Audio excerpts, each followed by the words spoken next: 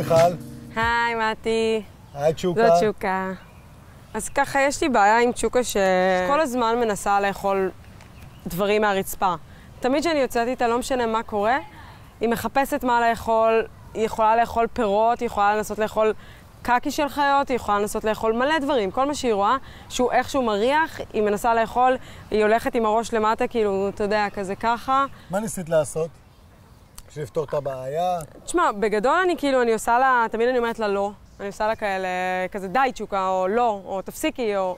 וזה לא עובד. וזה לא עובד. אוקיי, בעולם הכלבים הם עובדים על אינסטינקטים, יצרים. הבעיה של צ'וקה, כן, שיצר האכילה שלה הוא מאוד גבוה. הפתרון שלנו לזה, זה לבוא ולצאת מהבית עם צ'ופרים משלנו, שזה נקניקיות, כן? שהכלב מריח אותם, הוא בעצם ירצה כל הזמן להסתכל עלינו ולא על האדמה. מה, אני כל הזמן צריכה ללכת עם נקניקיות? קודם כל, בהתחלה, במהלך התהליך שאנחנו רוצים להתנות לכלב, שהתניה זה צורת למידה שחוזרת על עצמה, הרי צ'וקה מה קורה? יוצאת מהבית, רגילה ללכת ולרחרח כל פעם. כן. כן? אנחנו רוצים בעצם ללמד אותה שהיא צריכה להסתכל עלינו כל פעם, כי אצלנו נמצא הגירוי, אוקיי? ועכשיו אני אדגים לך למה הכוונה. בסופו של דבר הצ'ופר נמצא אצלי, אני מראה אותו לצ'וקה, נותן לה לרכב, אומר לה, צ'וקה, נותן לה.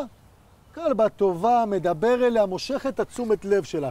כלבה טובה, תשימי לב איך היא יוצרת איתנו גם קשר עין, לא מסתכלת על האדמה. ובסופו של דבר הכלב יתנה, ילמד את הצורת ההליכה הזאת. צ'וקה, כל פעם שאני מאבד אותה אני קורא לה צ'וקה. יופי, כלבה טובה. אז מה, בכל הטיולים כאילו אני צריכה ללכת עם צ'ופרים איתה? במהלך 10 הימים הקרובים, בשביל שהכלב יתנה, שלפחות צריך איזה 100 חזרות, כן? שאנחנו יורדים עם הכלב, כן, את צריכה לצאת עם צ'ופרים, לגרום לה בעצם התניה חדשה של מבט למעלה, הכל נמצא אצלי, הוא לא באדמה, כן? סבבה. לאורך הזמן, אחרי 10 ימים, אנחנו לא ניתן צ'ופר כל 4-5 מטר, אנחנו ניתן כל 2 דקות, אנחנו נדבר איתה יותר.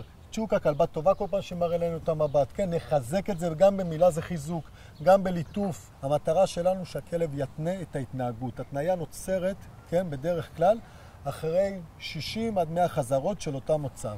זאת אומרת, את יכולה להפסיק לתת צ'ופרים כל הטיול, ורק לתת לה בסוף הטיול, שיחכה איזשהו פרס, שהיא תדע שהצ'ופר הזה מגיע, כן? אוקיי. שהיא אוכלת משהו מהרצפה, אפשר גם להגיד לה לא, ואז ישר צ'וקה מה כן. רוב האנשים, מה קורה? עסוקים בטיול ולהגיד לכלב לא, לא, לא, אבל לא מה. בגלל זה מאוד חשוב לצ'פר את הכלבה שמסתכלת עליך. אחרי שסיימת להגיד לה לא, ובאמת הרימה את המבט, זה לתת לה את הנקניקיה ולהגיד כלבה טובה. כי זה ההתנהגות שאנחנו בעצם רוצים. צ'וקה, כלבה טובה. אוקיי? איזה כלבה טובה. אבל זה באמת טוב. איזה כלבה טובה. איזה כלבה טובה.